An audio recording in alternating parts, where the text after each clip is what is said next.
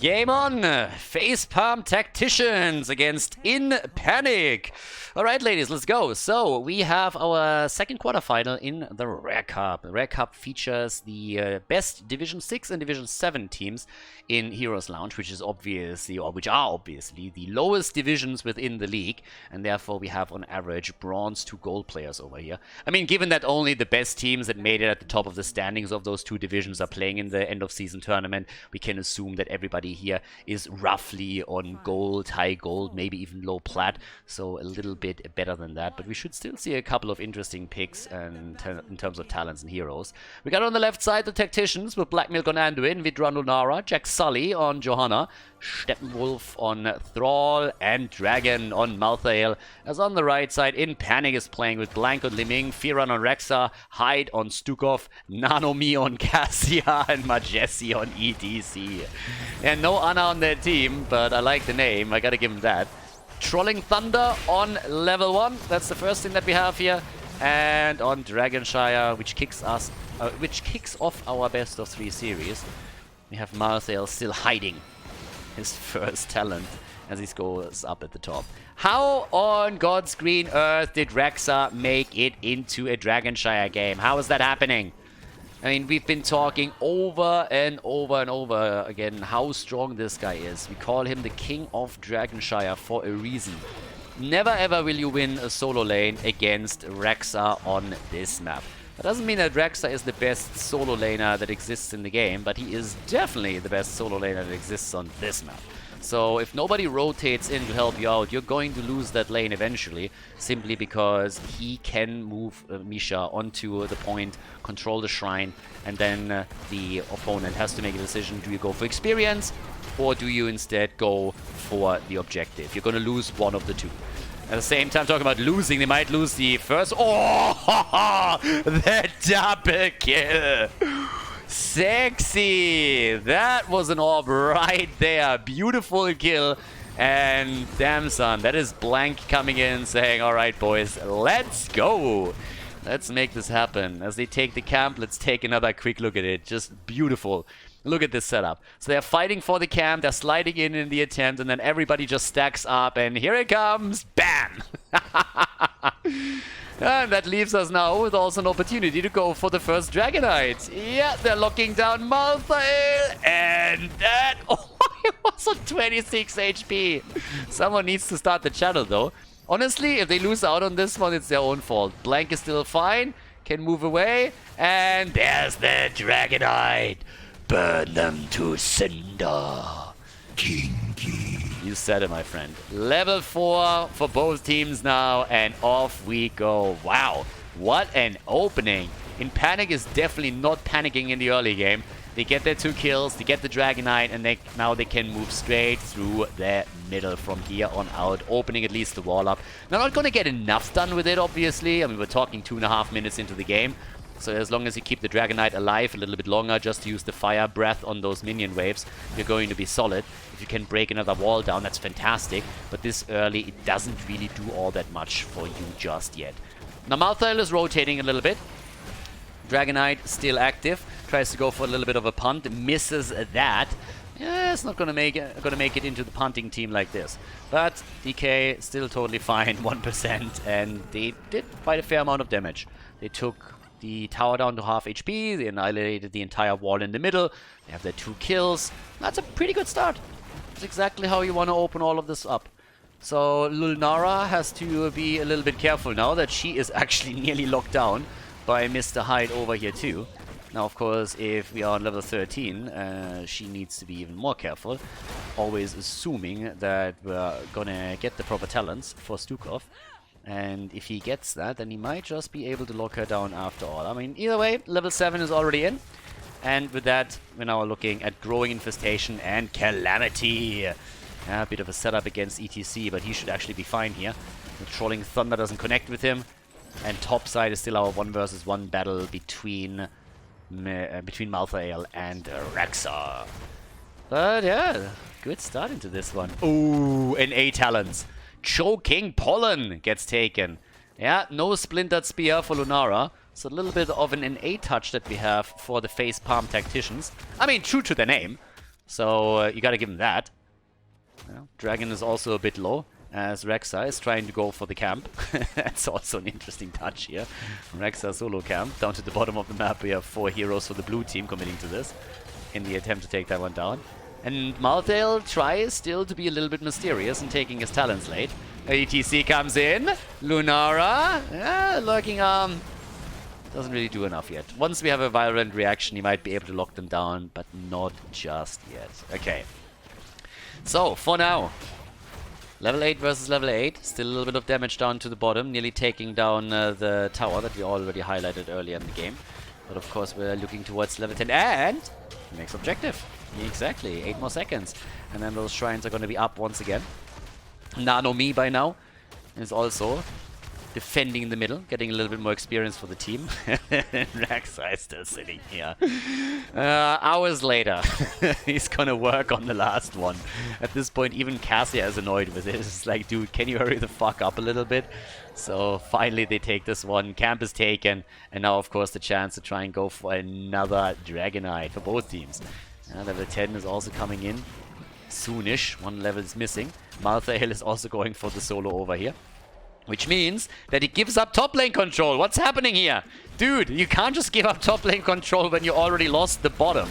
If they move into the middle now, they have an actual chance to go for the objective. And even without that, just look what's happening here. There's a camp pushing in and there's Rexa too. They're simply going to start and take those towers down. So this is not really going the way that they intended. I can tell you that much. We have a kill against Stukov. So that's at least one thing that slows them down a little bit down here. But in the meantime, Cassie was hoping to get the Dragonite. That hasn't really panned out.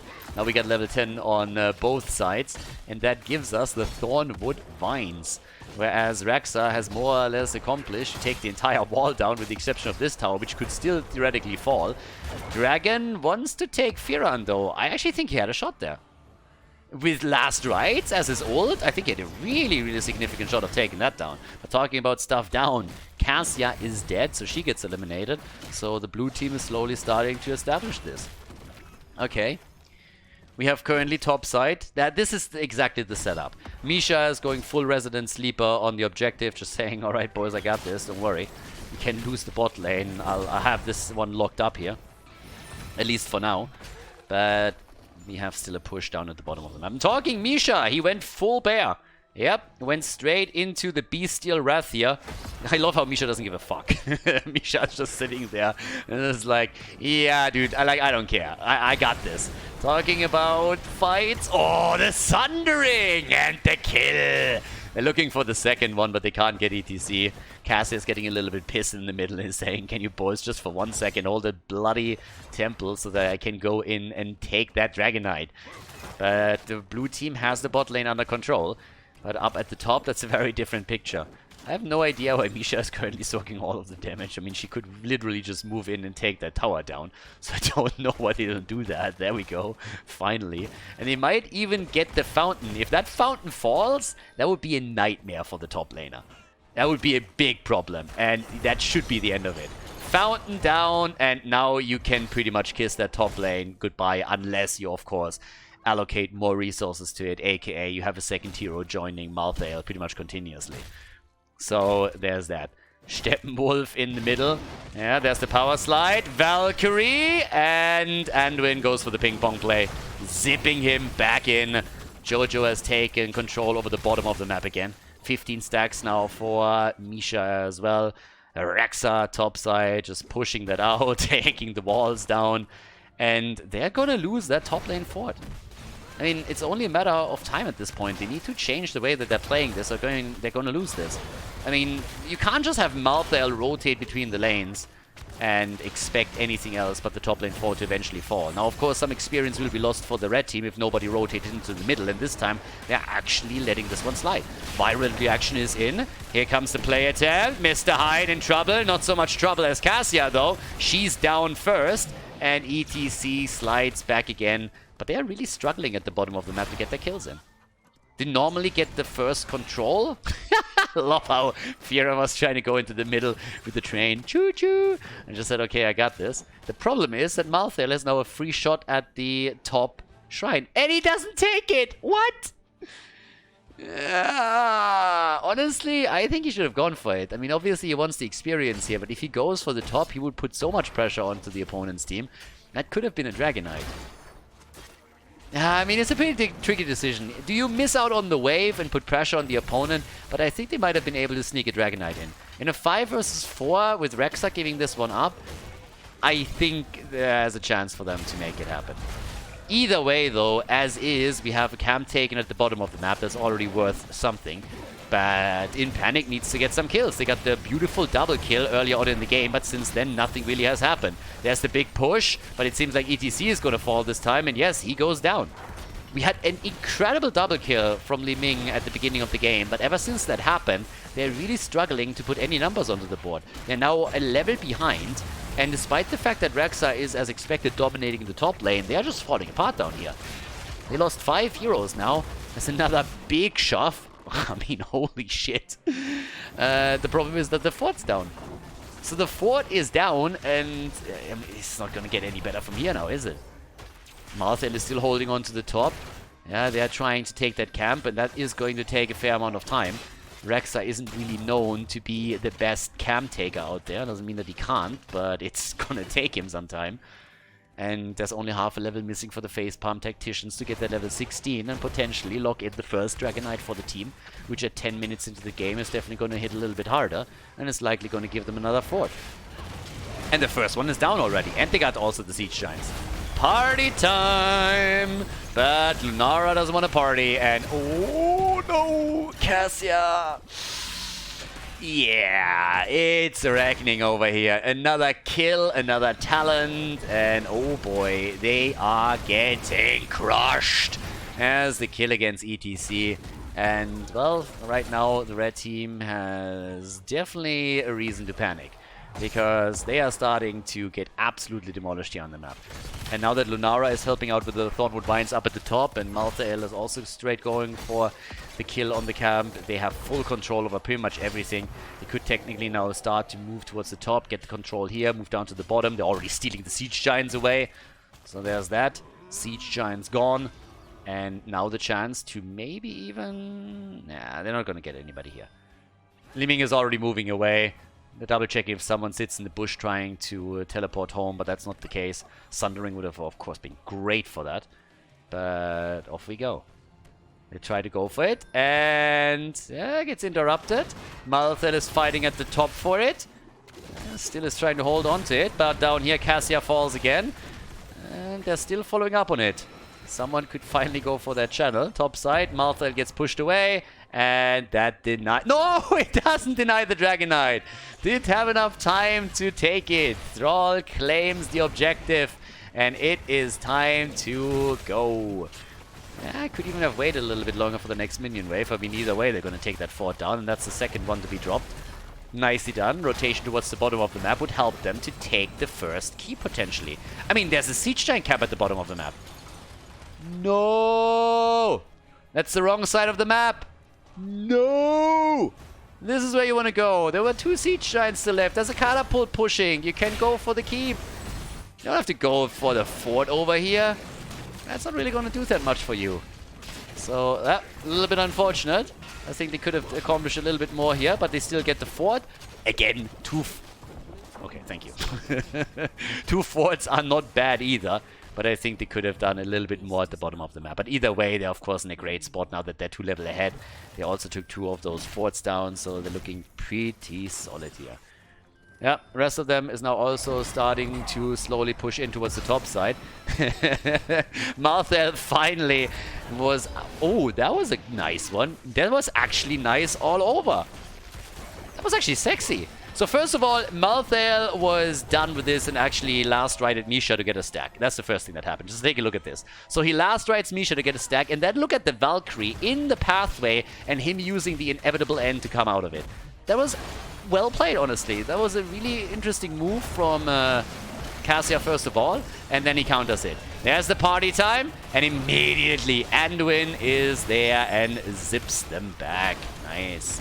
Well played. There's 1 kill, and there's the double in Panic. Coming back to it. Alright. Yep, that looks awesome. Right now, they're starting the comeback. It seemed like they would be played towards the wall here, and it might still be the case, but at least they are showing some fire all of a sudden. Okay, turning up the heat a little bit. Now having potentially a chance to also drop a fort. Could have moved to the middle of the map, honestly. I mean, 2 down. I have no idea where they're going. I mean, there's camps on the map, so you kind of want to take those, but why bother with camps? They could have literally moved into the middle of the map and dropped a fort there. In a 5 versus 3 situation, I mean, hell yeah. If they go into the middle of the map, they drop the fort. Now they take at least the camps, but you could have also taken those camps on the way back. So, it's a bit of a problem, I think. Yeah, a little bit unfortunate for them. Either way, Nanomi, Hyde, and Blank, they go for the final camp now as well. So they're taking this one down too. And off we have a dragon slide, and that's a kill. That should be a kill. That has to be a kill. It needs to be a kill. And it is a kill. Big boy gang. The big boy gang, but still on level 16. There's the heal. Trying to hit another follow-up with the combo, and Rexa is taking the top fort. It's a little bit of a back-and-forth game. There's still a big lead for the facepalm tacticians, since they are ahead in experience and will soon get the level 20. Oh, but yeah, scratch the soon. They have the 20. Heroic abilities are now strengthened as we have the Storm Talents coming through. Radiant Faith is in. And that's a big opportunity now to finally take a keep if they are able to take the objective. And they should be able to do that. They're going for the camp first, as any Division 7 team would. But there are obviously now 2 shrines on the map that you could potentially take. So let's go. Let's go and take that. Yeah, 10 to 5 kills. I can't believe that nobody is moving on to the shrine. You killed 2 heroes! It's 16 minutes into the game! Take the bloody Dragonite and take a keep! What are you doing? Oh, yeah, ping the camp! Exactly, ping the camp! There's a hot camp! War Chief! Alright, here we have it. The first one is taken. Now it's a 5 versus 5 again! Oh my god. Yeah, definitely solving or answering the question, is this really Division 7? Hell yeah, it is. So, yeah, no Dragonite for you. Facepalm Tacticians, they had a level 20 advantage and they had a 5 versus 3 on the map. And, well, they decided that Dragonites are stupid. Who wants a Dragonite? Screw Dragonites. No. We don't need that shit. But you kind of need level 20 for this fight. Not another one. No, there's the 20. The quick pick. Tarasha's party time. Oh, they catch 2. And yes, there's the kill. A kill for a kill. The Deathmatch keeps Johanna dancing as they're going for Malthael. And Malthael is about to get away. Cassia isn't even here. This was a 5 versus 4. Cassia is sneaking into the middle in the attempt to get the Dragonite now. She wants to go for Lunara first, and she gets the kill. And up at the top, come on, make it happen. Cassia goes for the Dragonite, not yet. She's trying to go for Black Milk instead. Please take the Dragonite now. Please have some mercy here. No, go for it. What are you doing? Someone take it. Oh my god. Alright, they put Raxa into it. But I was honestly thinking that they would just completely torture me here. Alright, 11 kills to 8, and now finally a move through the middle. This is the second fort that they're able to take down. But yeah, they have a chance to go for the keep, and they really should use it. If they go for the bottom fort, I'm not gonna make it. So here we go. Oh, another kill, nice! And they are, oh my god, they get a double. Cassia is starting to crush here. Girl is 53,000 damage, not quite as much as Li Ming, but still. Damn son. Li Ming and Andron are the only one that haven't died in this game yet. But now that they take the keep, I mean, they could go core. They should go core. Why wouldn't they go core? It's a 5 versus 3 and you have a Dragon Knight. I mean, that's pretty much it right here. Yeah, there's a bit of a punt. Kicks her out of the Liming combo. Not quite sure if that was really the play that they wanted to go for. What are you doing? Keep at it! No! No! Alright, she gets her ass kicked. End the game! Let's fall back and play it safe. Oh, I love it. This game is awesome. This is a fun one. I like it. Alright, 98% on the core. They just damaged it a little bit to show that they can. But yeah, that Dragon Knight could have pretty much hammered it down to 50% by itself. So they want to fight a 5 versus 5. They realize they have honor. They have honor. That's pretty much what it is. They realize it's an unfair fight and they started to go for it. By the way, in the meantime, the keep down here is falling.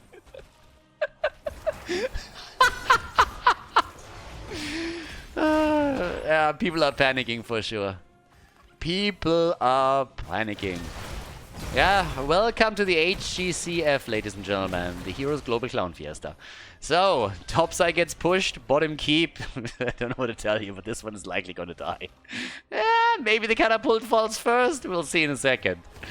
Or maybe not. The Siege Giants at least are stopping the next wave, so that could help.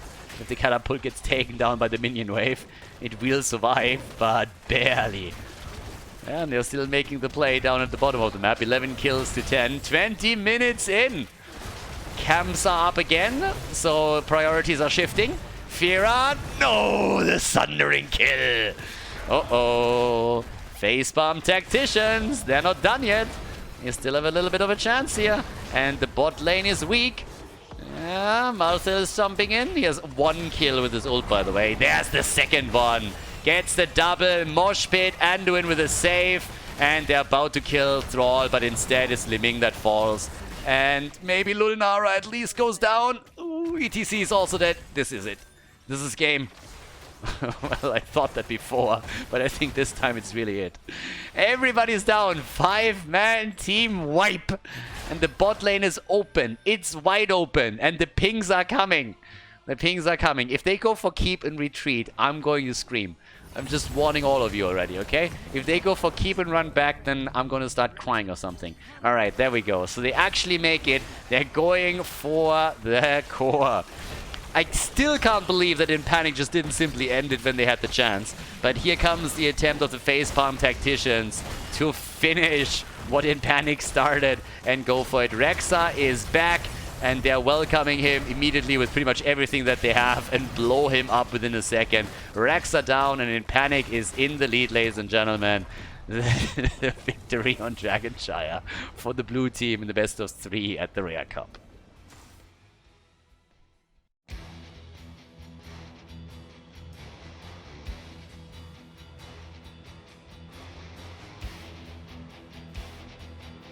Game number 2, everybody. The Facepalm Tacticians are in the lead against In Panic.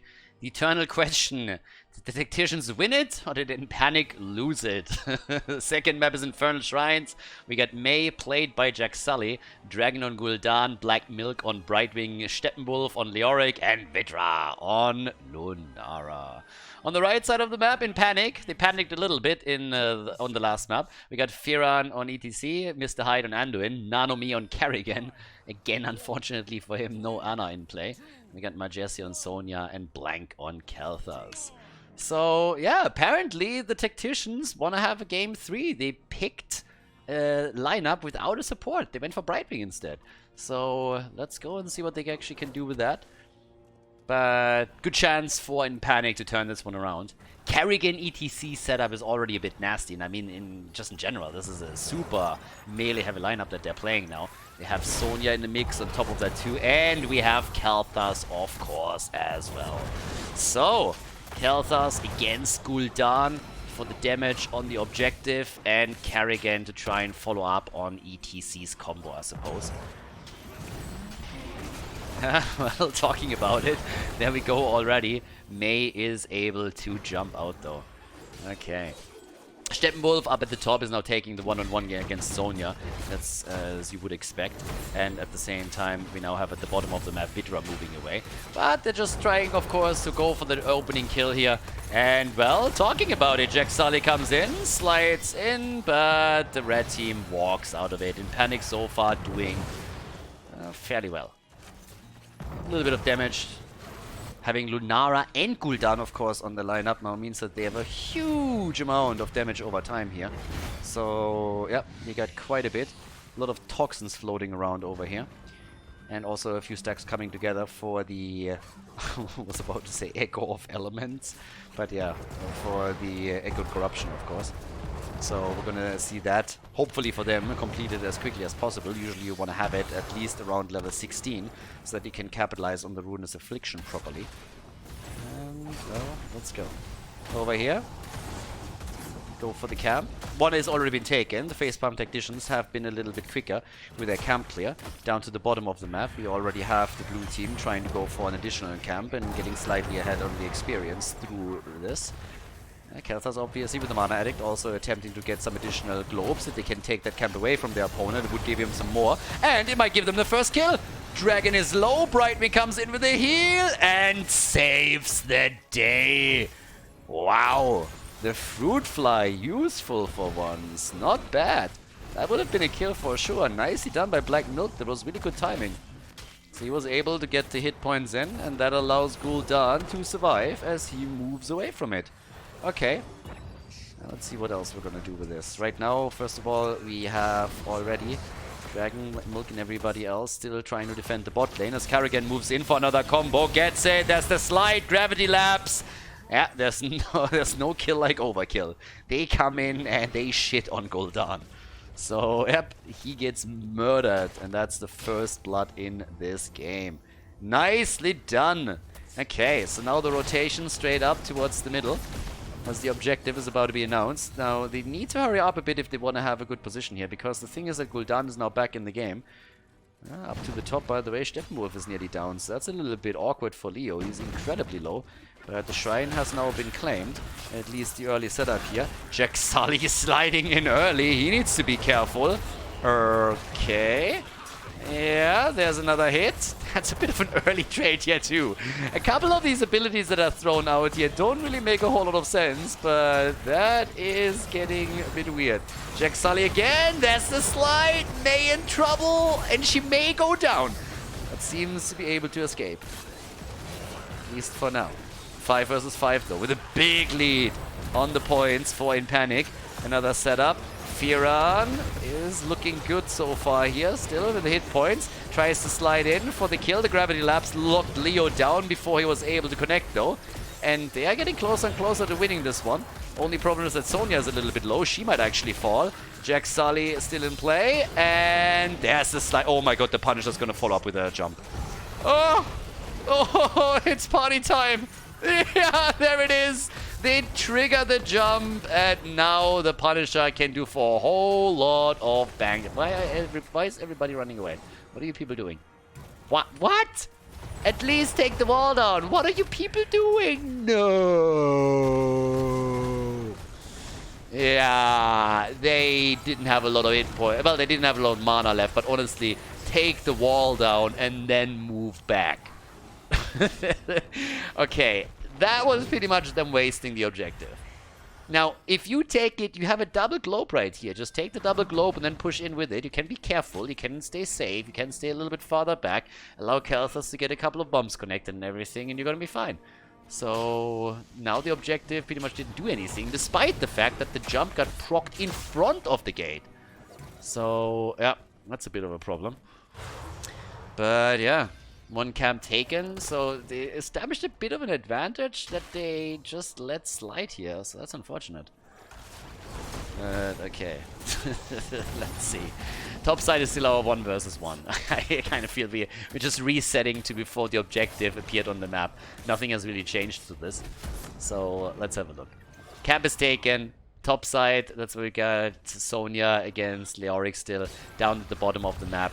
There's a different setup coming through now, though, as they are obviously going to try to make a little bit of a play for the next camp, which has been partaken, or maybe another kill. I mean, both of these would be okay here.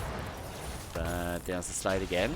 Jack Sully, yeah, with a quick trade. He's a little bit too quick to lock this in. And there's a traditional combo, but it's just not an... Oh my god!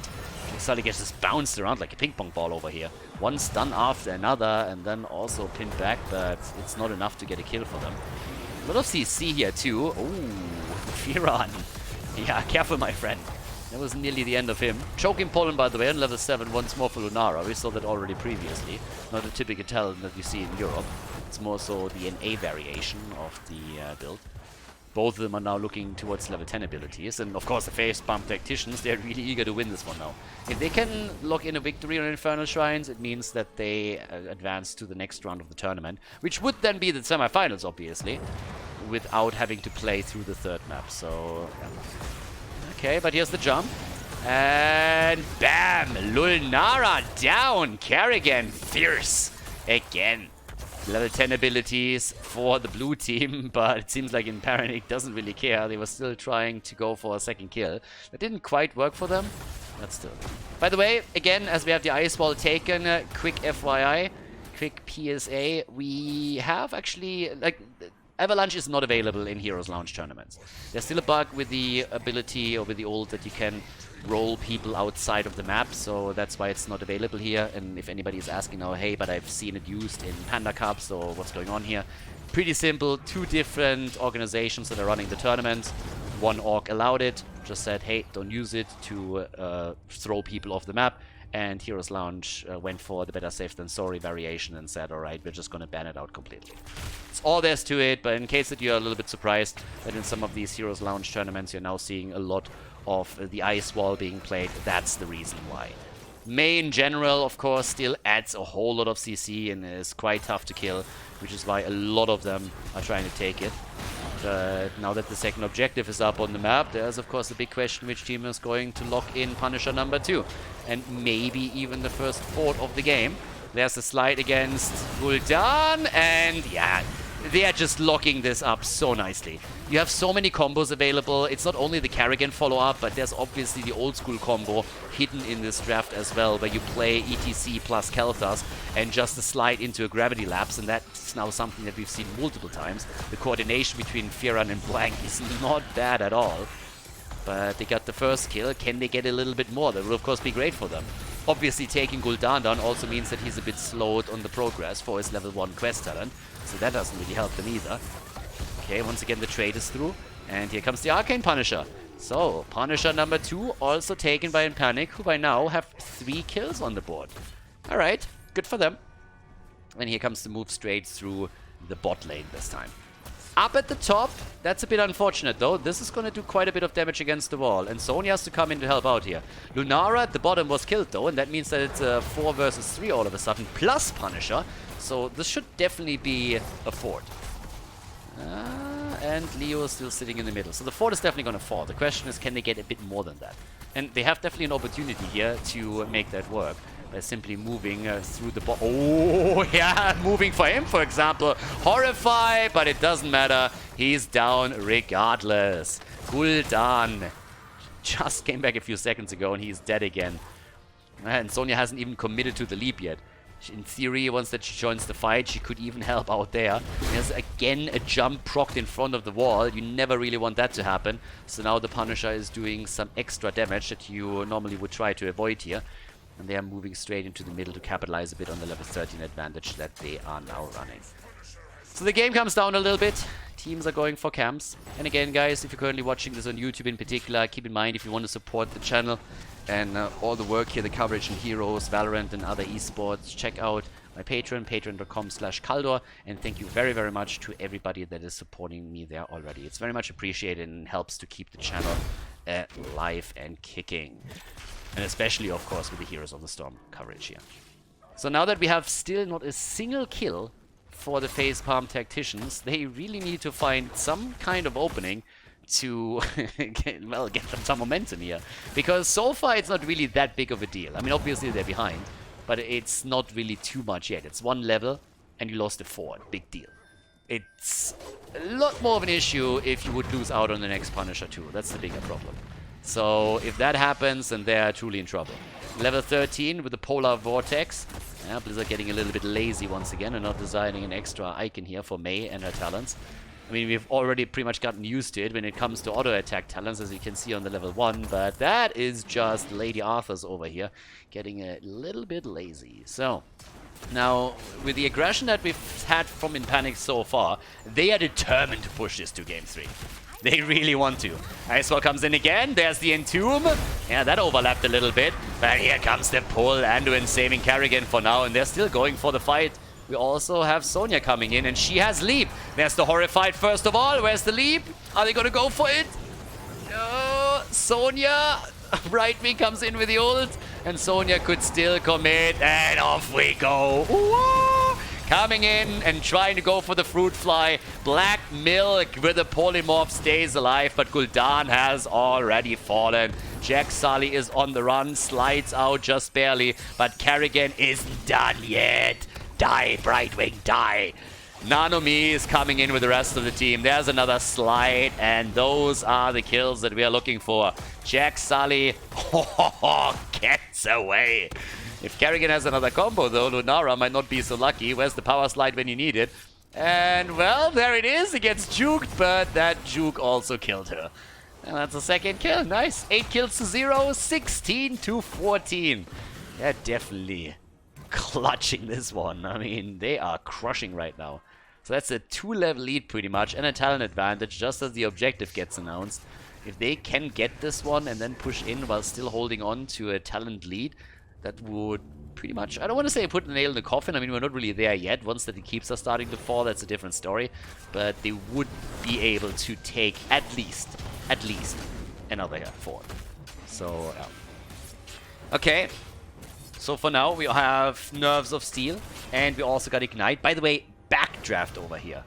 Honestly, not really a talent that I think in any way is worth picking. Backdraft is also always a bit awkward. If you have an opponent that plays an entire melee setup, then maybe Backdraft is going to give you a bit of value there. But generally speaking, in a lineup like this one, I don't really think there's a need for Backdraft.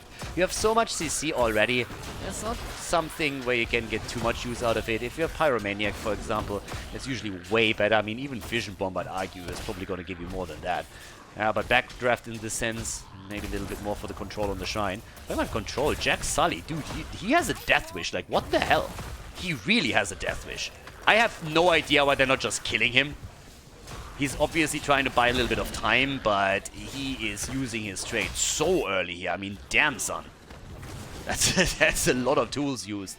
I would have just, like, honestly, Fearon should have just gone in, mosh pitted Mei, and then they get the kill. That's probably the best thing that they could have done here.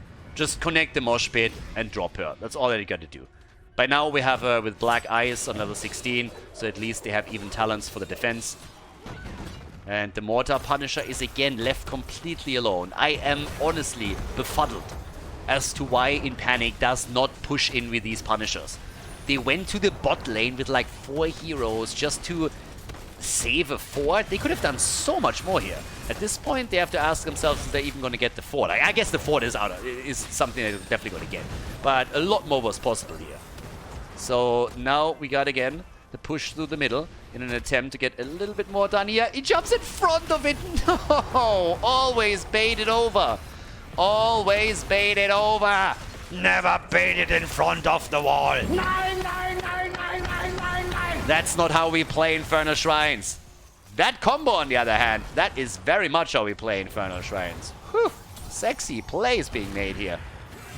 So let's have another quick look at that. That was actually quite nice. I mean, just look at this setup.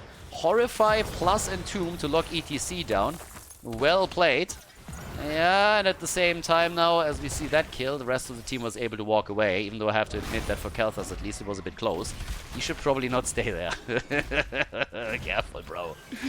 Yeah, Jack Sully, he wants him. No, that's not working. Okay, so they actually have the immediate lockdown on not only the camp, but they might even be able to take the fountain down. Nah, need to grant the vision a little bit longer. In the meantime, Lunara is already sitting here and doing her thing. But yeah, 17 to 18, the lead now by 1 level for In Panic. And they want that third game. Yeah, you can really tell. It's a single kill against them. Auto attack setup on Leo as he comes in and tries to stack the Mithril Mace a little bit more. But down here, they attempt to make a play for Kerrigan herself, and that's not really working for them. So we still have a lot of combos there. Light bomb into leap, that's what I'm still waiting for. It could be played again. Oh, ETC, careful. Also, the ice wall gets set down again. The fountain is already dead. The ETC is still alive. There's way more aggression now coming from the blue team as they are hoping for a chance to get back into the game. They're still not all that far behind. I mean, it's a level disadvantage and they lost 2 forts. That's obviously a problem. But if they can win one fight, they could turn it again. And that's the big risk for In Panic. And one of the reasons why they are playing so passive is simply that they are hoping for level 20 and then get more aggressive by themselves. 50 stacks nearly on the other hand for Khaldor, so he's actually starting to rock a pretty solid shield here. Whereas topside, Sonya is still sitting here doing her thing. And let's have a bit of a look of what's actually going on the damage numbers. We are currently for 55,000 damage on Lulnara.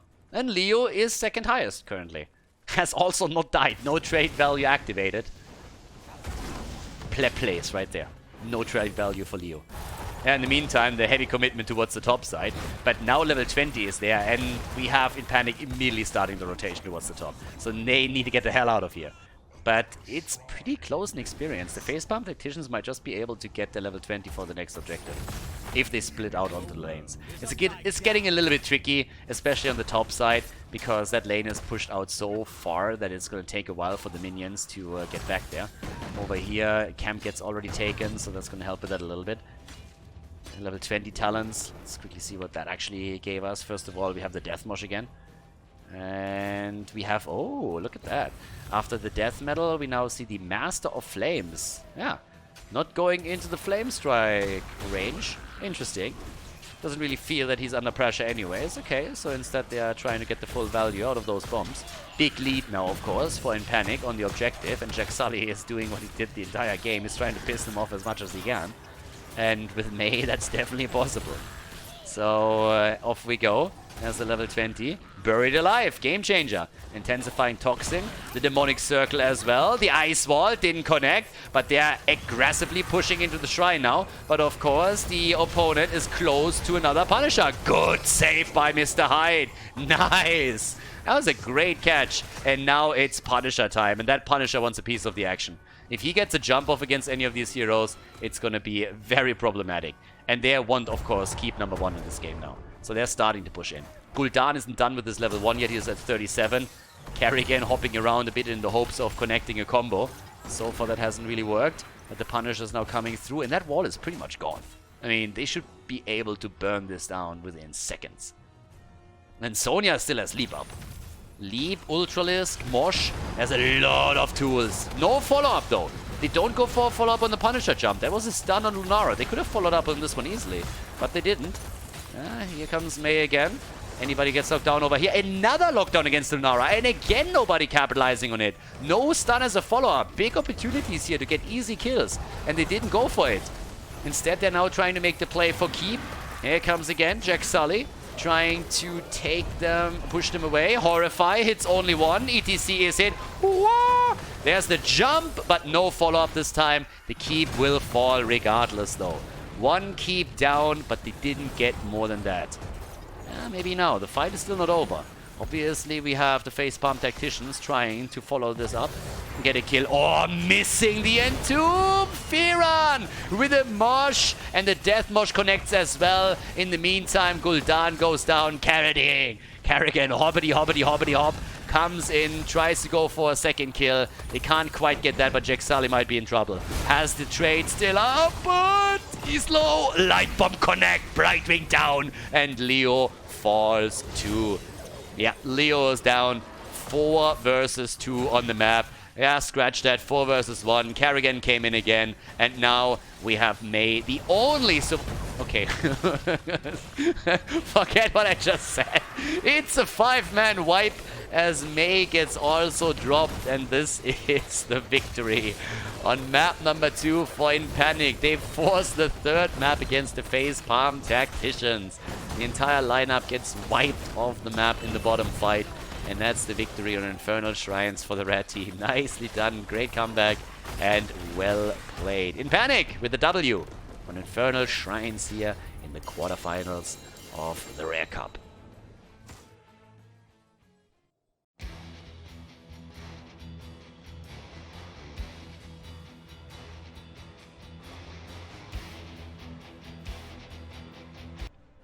Game number 3, Alderac Pass. Time for the conclusion.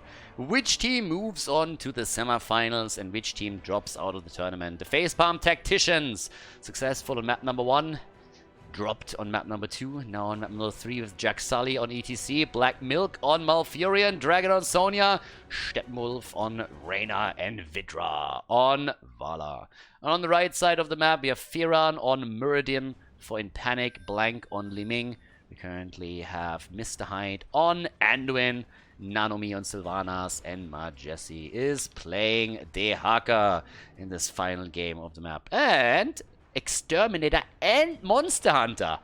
Alright, so if they want bosses, they'll get bosses. I mean, this is pretty much a dream setup to take a boss in 3.5 seconds or something. I mean, honestly, it doesn't really get much better. If you want to take a boss after the 5-minute mark, those two are going to make it happen for you. Also means that they don't have a mage in their setup, so there's that. But it will be quite the interesting setup. Also, it's obviously going to be great to defend against any kind of cavalry that's taken by the opposition. So, yeah, that's another plus. We have now Stormbolts into Liming combos. Anduin gets played again too, so we have the Crybaby in play. And Dehaka on the top of that. Yeah, it's a big map too, so they have a global.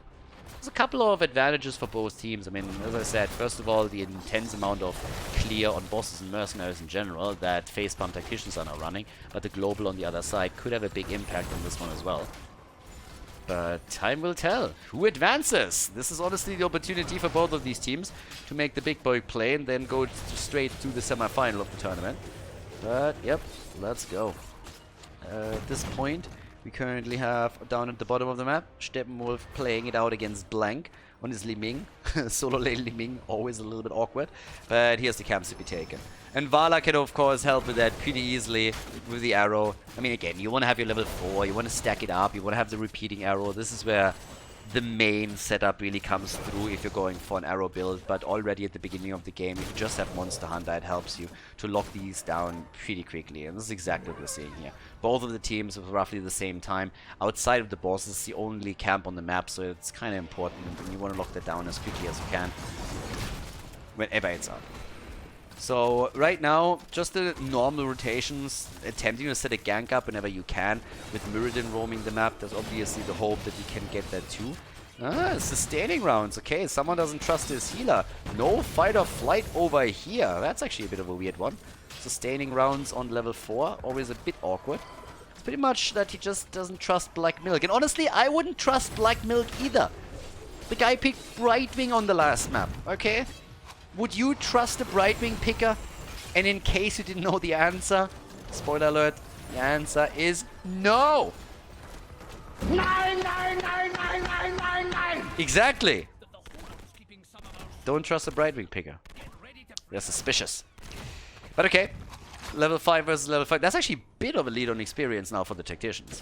So they are quite a bit ahead now when it comes to experience. I mean, hopefully that gap is going to be closed quickly, because that shouldn't really be there. But now the opportunity to go for the objective, especially with level 7, and already 2 stacks towards the level 4 talent for Vala. Alright, Vala going for it. Dominance for Liming then again. And, well, down to the bottom of the map. Steppenwolf still trying to get, yeah, some auto attacks connected. Good for him. Pushes Liming back a little bit further, and the camp is taken again. They are here super quickly, and the red team is trying to do the exact same thing. So both teams really paying attention to the timers here. And only another 2 minutes, and then we go and have bosses on the map. And that, I think, is where the blue team is going to become really interesting to watch. If they play that correctly, they should be able to get bosses quite reliably and push them through the map. Maybe even go for double boss plays. So, yeah, it's going to be that. But alright, so with that, we have in the middle of the map our 3-man. We get level 7 now in, and that's where the repeating arrow kind of completes the build a little bit. Obviously, the big goal would be to also make sure that you get the level 4 stacked immediately. But even outside of that, having the double arrow is already giving you a lot. Top side.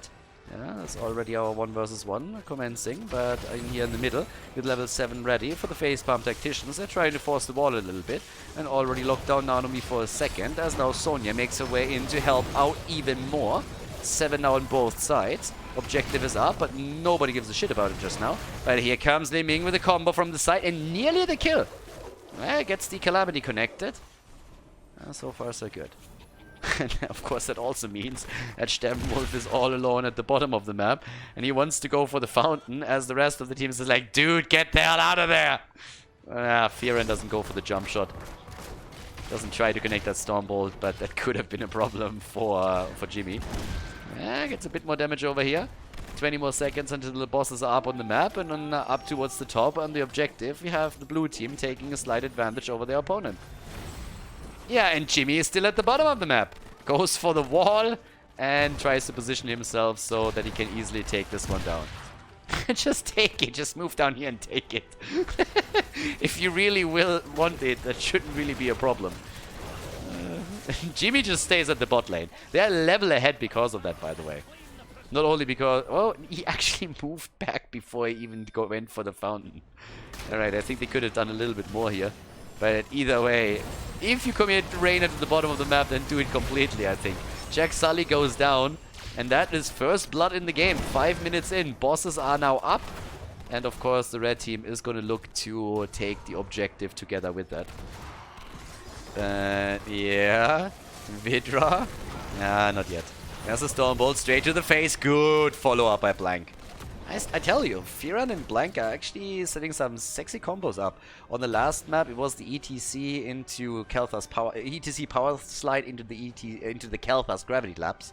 Over here, it's a Stormbolt into Li Ming combo. But yeah, that's not too bad. It's already pinged down to the bottom of the map, and another camp gets taken quickly. Again with the repeating arrow, it's now a little bit easier for Vidra. Problem is he's tanking all of the damage right now, but they have the early level 10. They get the level 10, and here comes the Rain of Vengeance. Not really sure if that's needed, honestly. I think in this setup, you can easily go for Strafe. I mean, you have a few tools that you need to play around, but I don't really think that should be too much of an issue. Either way, it plays a little bit safer. He's not going to be able to get the same damage out, but still, if someone jumps in, Muradin, for example, he still has another lockdown available. And there's obviously, on top of that, also the mosh pit and the power slide. Talking about jumping in, Sonya hasn't made her choice yet, and after we've seen Leap on the last map, maybe we're going to get it again, even though this time it's the opponent's team that goes for Sonya here. And this is going to be the first objective, isn't it? Blank is coming in and trying to deal with this. Yeah, but they're running out of time. They're running out of time quickly. 0.8 seconds? Seriously? They didn't commit? Wow.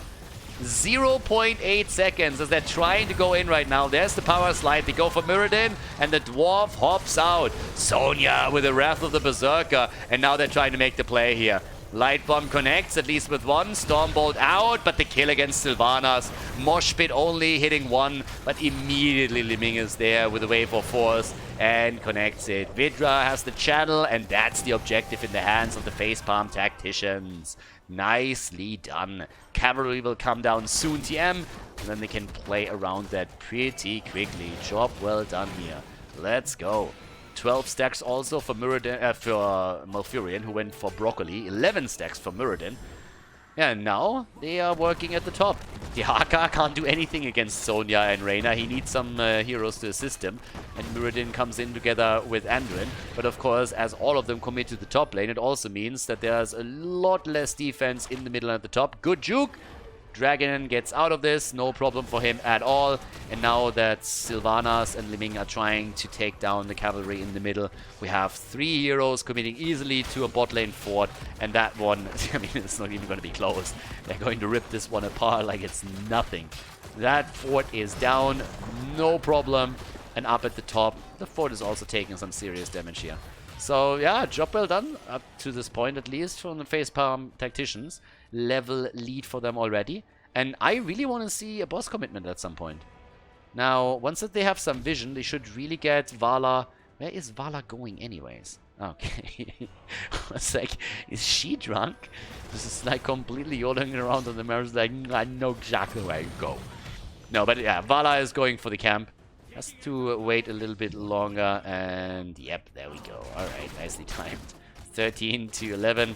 But again, they could go for a boss now. Because they have... I mean, Vala isn't stacked, but she has 9 stacks, so that's enough. But with Monster Hunter and Jimmy, you could easily do that. Either way, there's the Stormbolt Connect from Firan, so he's sitting at 12 now. It's going to take him a bit longer to get something solid and get the quest completed. They want Li Ming, and they get it. Malfurion Moonfires her ass after he came in with the ult. And, well, that's 2 kills against 1. Momentum. Facepalm Tacticians. They get an objective. They get a kill against Li Ming. They get a kill. And we drag the corpse away. Wanted to go for the save, but the only thing that he could grab was the dead Sylvanas. So that's actually 2 kills now, and we are seeing an extended lead for the Facepalm Tacticians as they go for another 4th. And now the move towards the top, as they're trying to also get the last one. And this is the perfect opportunity to finally get that combo onto a boss. I want to see a boss play! We need new records on how quickly you can take a boss. And I mean, the only other thing that you could possibly throw in the mix here to help out and get it possibly even quicker is a Greymane. Dragon's still able to get away. But yeah, no bosses in this game. So they're just playing around the objective the entire time. There's my ping! Oh yeah! And where's Jimmy? Up at the top.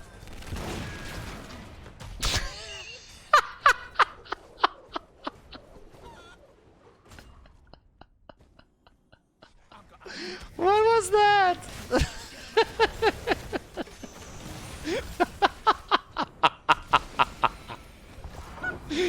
My hero, Jimmy. That was replay worthy. Okay, beautiful. Now they finally took it. Down here, it's a bit of a skirmish with no real results. I don't know. They wanted to go for boss. They decided against it. The thing is that Jimmy isn't here. Jimmy isn't even here. It's only Vidra, and they try and let him take the boss solo. This is like the most awkward boss of 10 that I've ever seen. So they already know that they're down there. Vidra tries to take it regardless. Jimmy isn't here. Neither is Sonya. It's a 3 versus 4. This is the weirdest setup that I've seen in a while. It's actually a 3 versus 5 now that Dehaka joined the fun. Of course, the rest of the Facepalm Tacticians are slowly coming in too. But that one, that one was just awkward. Oh, what a mosh! The interrupt up, but there were a few kills coming through before that. And that's a dead Dehaka, and it's going to be a dead Muradin too. Yep, he's down, and now we're talking boss. Alright, burn it down, baby. That should be a quickie. That should be a very, very quick one. Did Vala go for a double already? She gets locked down first of all. That's the first thing that happens here. But yeah, so they take the boss, and now they can go to the top and take actually the double as well. Did Vala actually commit a single arrow to this? I'm not even sure. I think towards the end, when the boss was already dead, she finally did. But it doesn't really matter. They get the boss. They can now go to the top and get the double. Or the objective. Both is fine. They could, honestly, they could go for all 3 at this point. They have so much control over this game. It's 6 kills against 1, and the entire map is open. Vala goes for the camp over here, takes that one without any issues, while the rest of the team has now started to commit to the prisoner camp. And with the boss pushing through the bot lane towards the keep, the red team has no other chance but trying to defend here. So they are now attempting to make that work. But it's going to be more than a little bit difficult to stop this. There's so much momentum going. They're even pinging the top in the attempt to get everything. I mean, we're getting greedy right now. And it seems like Sonya is going in with Vala in order to take it. Nah, Vidra was apparently called back. Or maybe not. Alright. Really? Are you serious? Well, we have the push at the bot lane. That could have been a 4 versus 5 fight. And Vidra sits at the top and is like, guys, I can do it. I can do it. And he's like, team, I can't do it. Team. The rest of them is coming in too. So, yeah, they're going to get the boss. And, I mean, they're going to go full YOLO here. They have everything right now. That's a 2-level lead, a little bit more than that even. And now they have a boss at the top lane plus the objective. This is so difficult to stop. In panic, they're going to be hit by the paint train here. The paint train is gaining momentum and it's heading straight for their base. Straight for that top keep at this point. So, let's go. Right now we have pretty much a 3-level lead. They have the talent advantage, of course, on top of that too. And that makes things even more tricky. Manticore is in for Vala, so more damage against Muradin at the front. And boy, this is murdering them. They could go. I mean, theoretically, they could go for core. If they get a kill here, that's definitely going to be a core attempt. There's no question that this keep is going to fall. None whatsoever. I mean, it's not even going to be close. And at the bottom of the map is Dehaka now trying. Oh, and there's the kill. Sylvanas is down. The mosh pit gets interrupted, but it's still a follow-up kill against Anduin. 2 are down. Dehaka should realize that he's kind of needed up at the top here. And they're going to make the play. They're going to try it. It's only 1 armor shield that's gone, and obviously this is a heavy commitment, but with only 3 heroes defending and Dehaka for some reason just absolutely refusing to help, there is a chance to end the game right here, especially with the boss still up at 50%. They're going for it. Guys, they can take it now, and it looks like they will. Firan is low, Dehaka is dead, and this is game. The facepalm tacticians take the series with a 2-1 and advance to the semifinals of the Rare Cup. GG and well played. Hey everyone, I hope that you enjoyed today's video and liked the coverage here. If you did and you enjoy the content on the channel, there's an easy way right now how you can support me for free and help to keep the esports coverage of Heroes of the Storm here alive. And there is a link in the video description, and if you just download a game and play through a short tutorial there, you would support me directly and help to keep the lights on here. So if you could take a few minutes out of your schedule in order to do that, it would be absolutely fantastic. It would help me directly, as I already said, and it's absolutely free, doesn't cost you a thing. Once that you play through a tutorial, you can also uninstall the game if you don't enjoy it. If you do, feel free to join the Discord channel where we currently are still playing the game, and if you need a little bit of advice, if you wanted to join the clan for example. But as I said, just simply downloading the game and playing through the tutorial would already help me quite a lot and would help to keep the channel and the coverage here alive. Thanks everybody for taking the time to do that. Appreciate it, and I hope that you enjoyed the video, and I see you tomorrow. Have a good one. Bye bye.